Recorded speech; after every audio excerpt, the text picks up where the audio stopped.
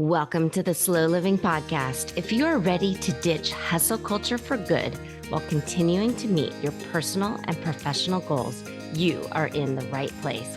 I'm your host, Stephanie O'Day, and I work with overachievers from all over the world who are ready to stop living life in triage mode and start living the life of their dreams, one filled with abundance, joy, and a sense of purpose. Life is meant to be enjoyed, not endured. Let's get started. Hi there, Slow Down Society. Steph here, and we are on episode 174 of the Slow Living Podcast. And I am so happy to have my friend Leisha Drews with me here today. Leisha is a holistic hormone coach and the host of the Happily Hormonal podcast. And if you've been here for a while, you know that I kind of geek out when it comes to hormones because we are not a spreadsheet. Humans have ups, downs, and all arounds, and that's okay. And it doesn't mean that you can't meet all of your goals and your wants and your needs and the vision you have for your life because you're quote unquote hormonal. So Leisha is here to talk to us. How do we keep moving through all of the things when life sometimes throws stuff in our path? And how do we do it in a way that is authentic and we feel in tune with our body rather than fighting with it? So Leisha, thank you so much for being here. Yeah, thank you so much for having me. I always can talk about hormones, so I'm excited. So tell me a little bit of your backstory. How did you get started with this? Yeah, so it was a little bit of a windy road as we do. And so I actually, right out of high school, I was convinced that I wanted to have my own preschool. So that's, the same as what I do now. Not really. So I went to, right out of high school, I went to a trade school and started my some sort of like child development certification. I was like, I'm going to try this. I actually graduated 6 months early. So I had this little bit of wiggle room and I was like, let me just try this. So I did that for, I believe it was half of a semester, and they closed down the program and then they knocked down the building.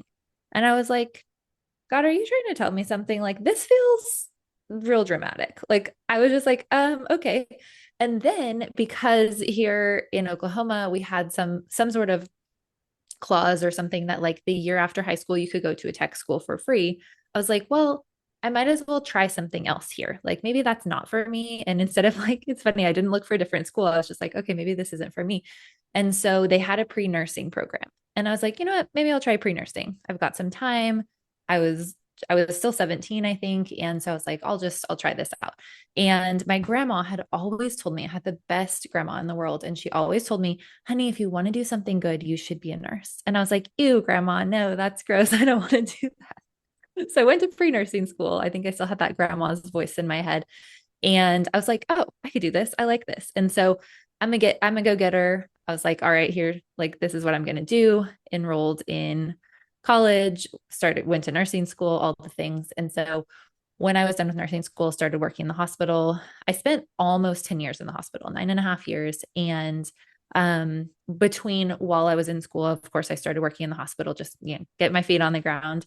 And then as a nurse, I worked in the hospital kind of all over the place for about 8 years.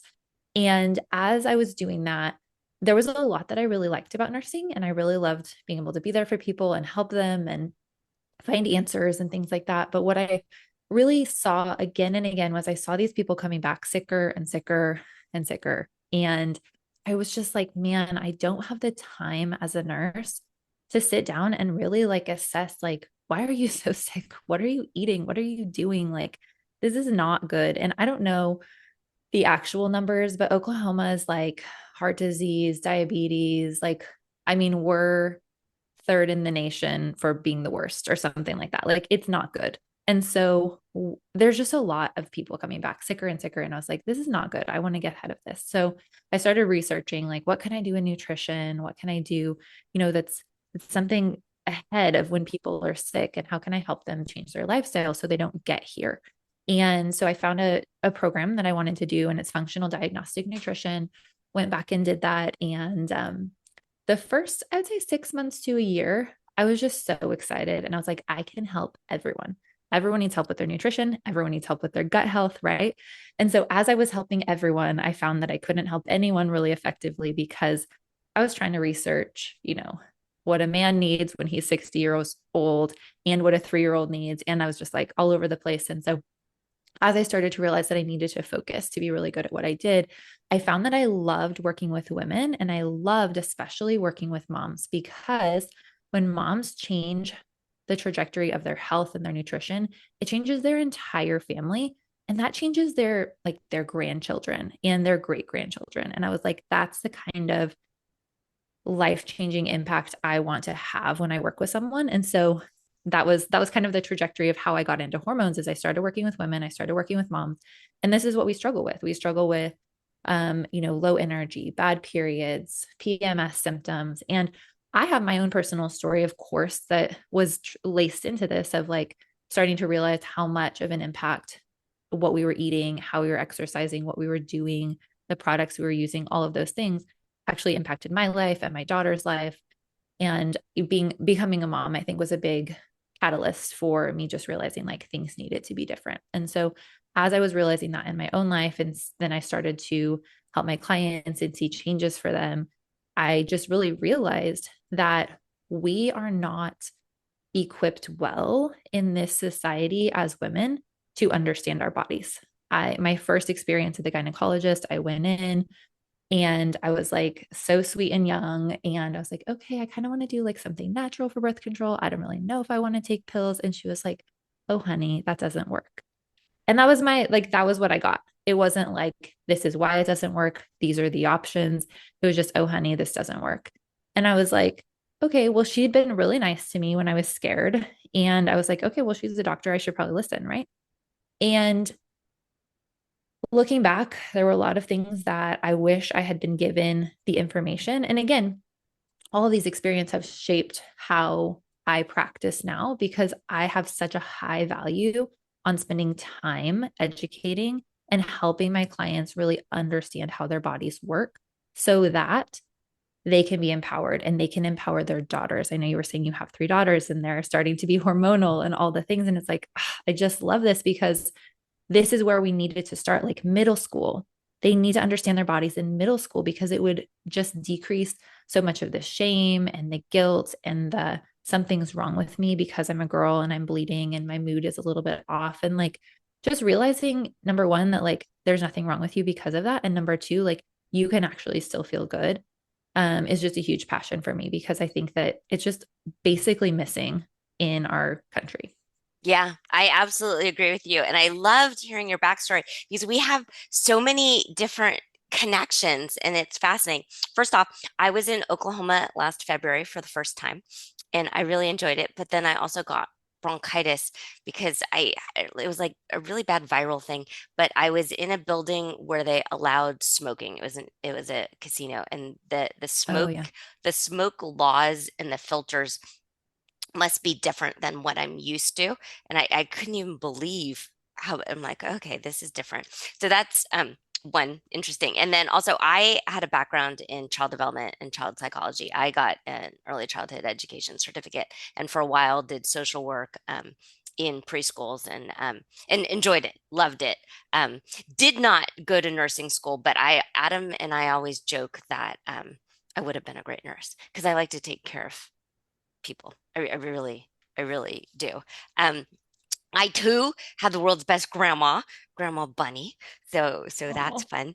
And then the experience that you had when you went to your first gynecologist appointment, it's so interesting. I didn't know anything myself about anything quote unquote natural until I decided to research myself and talk to friends. And there was this online group that I was in at the time called the One Hot Mamas, and I found them when I was pregnant. And so they had me read the Take Charge of Your Fertility book. Um, and I loved it, but I read it and I was already pregnant. And it would have been so much nicer to have read it earlier and to have paid attention to it. And so for subsequent pregnancies, I paid more attention to it. But that idea of the doctor isn't God and doesn't actually know what's inside of me. And then later down the line, and correct me about the dates if I'm wrong. I heard that most medical textbooks and what they teach in medicine um, are all modeled after like a standard 6 foot man. And they didn't really start to pay attention to women's bodies and testing medicine on women until like the 50s or 60s. Is that right? I don't know exactly the time frame, but I do know that there's a pretty big gap just in general in medical research. It takes so long to get like certified appropriate medical research that it's like already old once they have it, which is crazy. But I do also know that there is a big majority of the research and testing and all of those things that had been done on men for a really long time. And I think that that could have maybe been protective in some ways at some point. And so I think that maybe there was like some good intentions behind it, but I also think that it does make it where there's so many things about women's bodies that we really still don't know because they haven't been researched. Yeah. And it's interesting, just anecdotally with myself, depending on where I am in my cycle, and I'm perimenopausal, so everything is all like wacky and wonky. Um, but like sometimes I just can't eat rice, for instance, because the way my hormones are lining up is it's terribly constipating. And other times it's fine. And so it's really just paying attention and being okay with it, of knowing that who I am today might be completely different than internally than who I was yesterday or tomorrow. And it's okay. There's nothing wrong with me. Um, and I spent a lot of time kind of reading like entrepreneurial guides and business guides that were all written for men who, one, don't have children in the house, and two, their their moods, their creativity, their like productivity was all like increased by 1% every day. Well, that's just not possible. End of story. Period. Yeah. Yeah, I definitely agree, especially in the business world. I know that there's a lot happening that is trying to kind of like make things more friendly for women, for lack of a better term. But for the most part in our society, like things have to be somewhat organized to keep a society running, and being able to do that on essentially like a man's clock and a man's schedule. So men have hormones that reset every 24 hours. Well, that's a lot different than women who have hormones who change throughout 28 to 30 days, right? And not everyone's cycle is 28 to 30 days.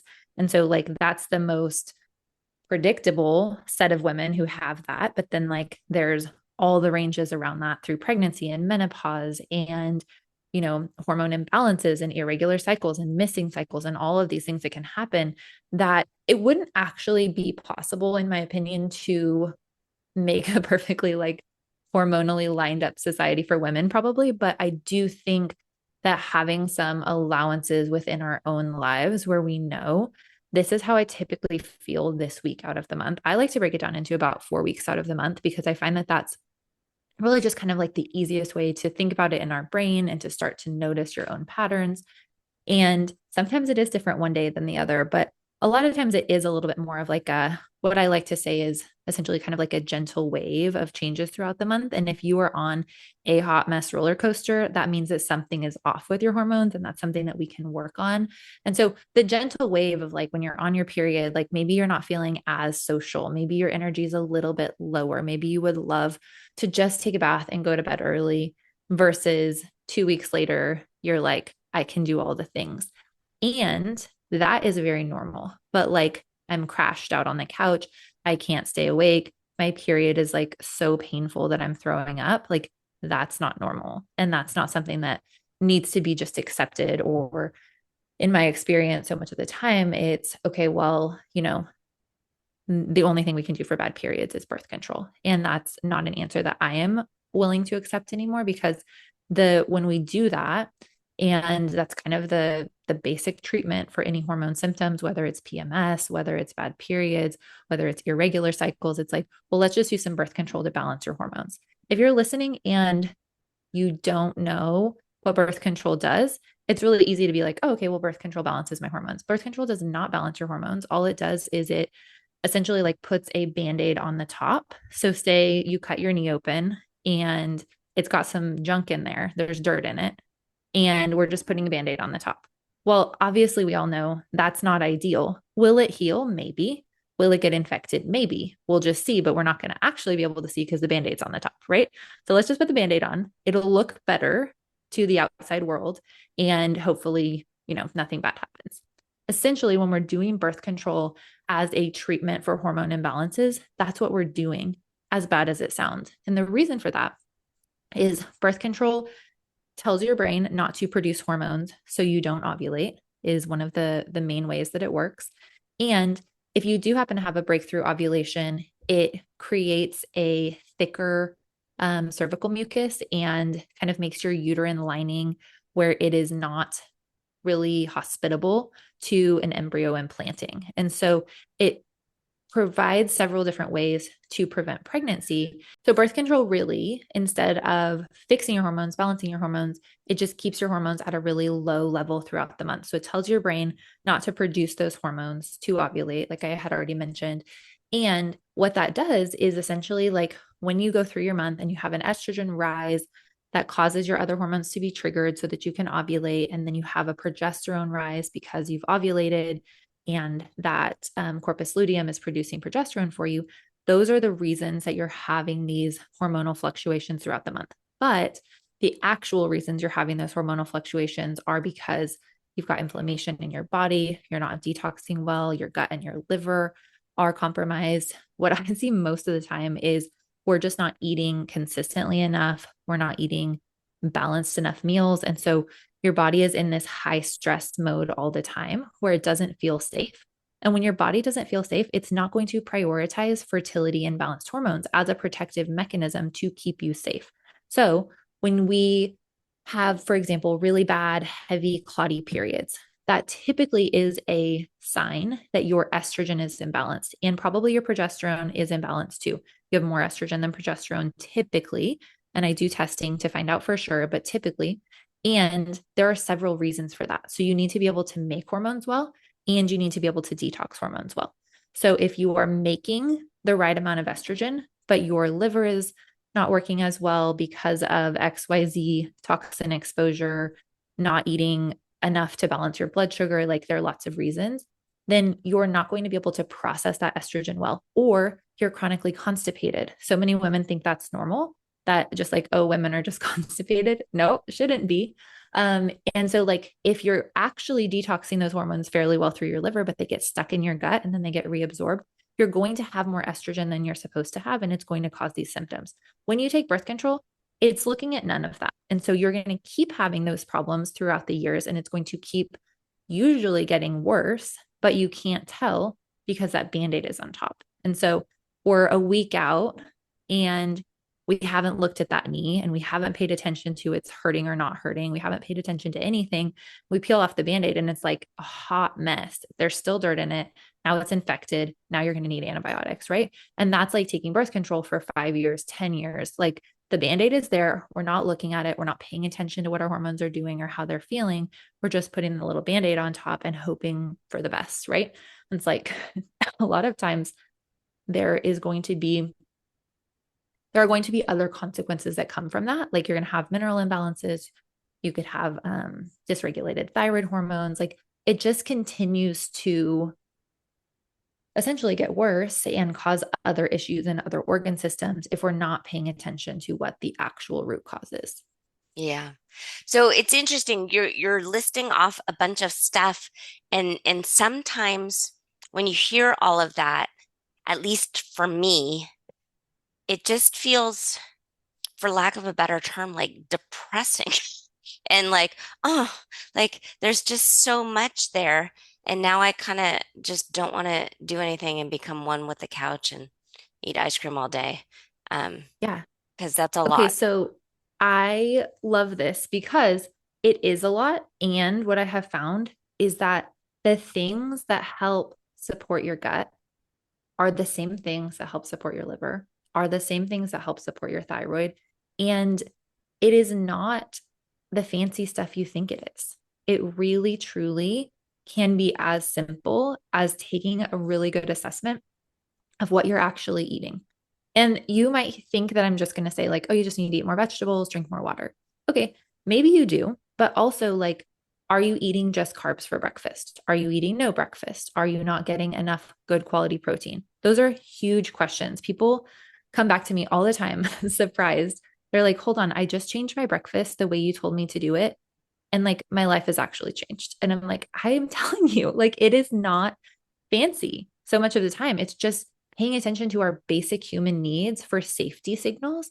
And when we're able to give our body those safety signals of eating consistently throughout the day and eating things that are pretty well balanced, it makes a huge difference because we see that our thyroid's functioning better, our blood sugar is more balanced, we're not having all these energy crashes. And then your body is not having these signals all the time that there's an actual life and death emergency when you're having these blood sugar dips and crashes. Mm, And when you're not having those emergency signals, your body says, oh, good, we're finally not having an emergency every 3 hours. And so now I can focus on, fixing the gut lining. I can focus on mhm, producing hormones well. I can focus on brain function. There's so much that comes from just these really basic steps of supporting your body so it can make hormones well. And then we move into supporting your body so it can detox hormones well. And so in my program, it is a 6 step program, but I tell people like steps 1 and steps 2 are going to change most likely 75% of what's going on for you. And then you can keep going if you want to. You can keep going and really look at your sleep and look at your exercise and understand your cycle better. Like all of those things are going to be so helpful. But when we are making hormones better and we're detoxing hormones better, your hormone symptoms are going to improve. Like that's just how it works. And it's not as fancy as it sounds. mhm.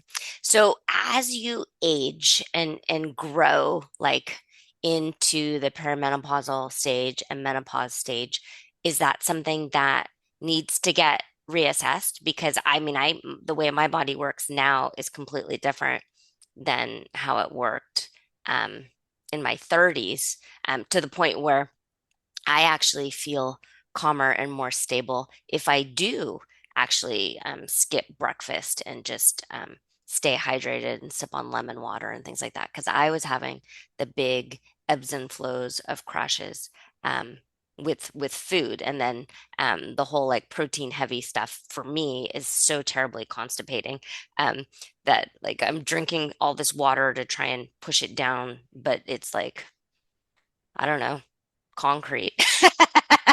Yeah. Yeah. So I think there's a couple different answers to that. Number one would be I would want to know what's actually going on in your gut because if it's Hmm. your gut that's slowing things down and telling your body, like, breakfast isn't working for me, there could be bacterial imbalances.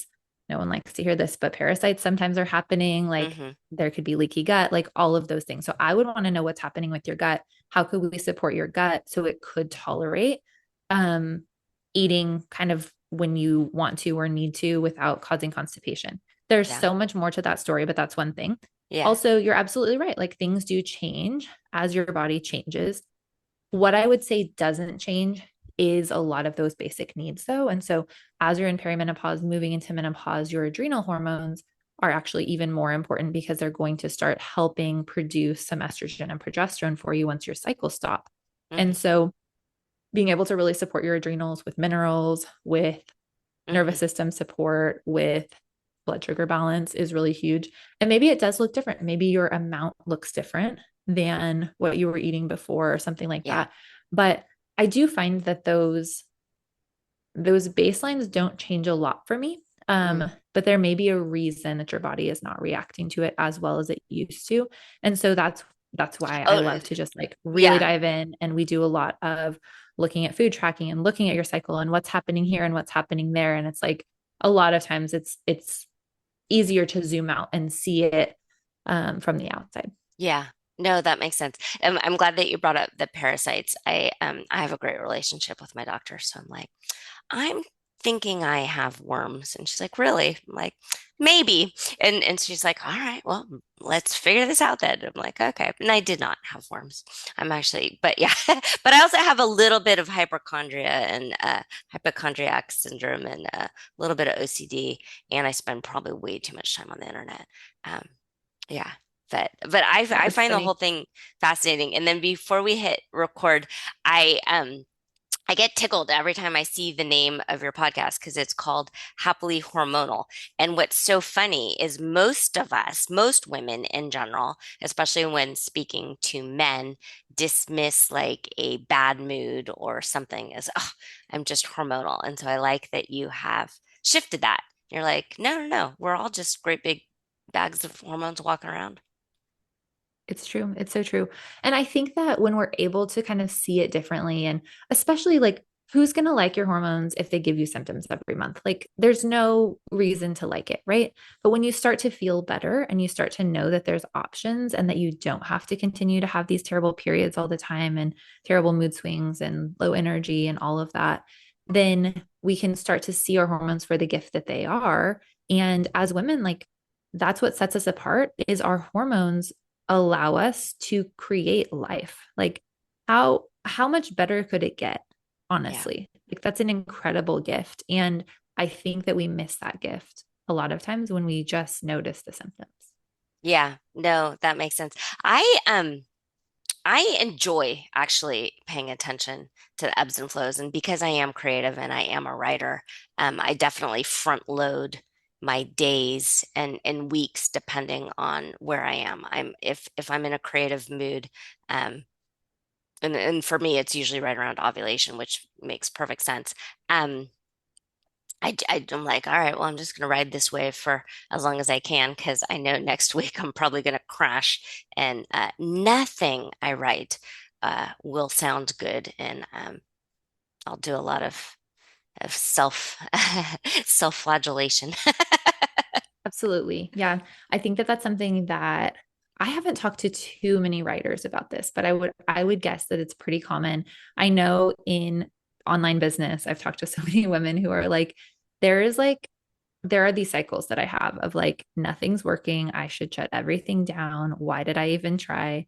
And if I ask them when it is and they start to notice, it's always that like couple days before your period. And so the encouragement is just like, you know what? Like make it work for you. And if that's how you feel, then like take some of those feelings and with like a little bit of just curiosity and a grain of salt. And it's like, okay, maybe there are like truly things that aren't working, but it's probably not everything. And then like reassess in 3 days and you're probably going to feel better about a lot of it. Yeah. And if you happen to be kind of like a type A driven people, and most people who are small business owners um are a little type A, um, it's really difficult when you're in the middle of kind of a dip or a slump to not feel like this is how it's going to be forever and ever, and I'll never be able to get out of it. But when you start tracking and start paying attention, as you've mentioned, um, then you can see the patterns and you realize, oh, this is just my process.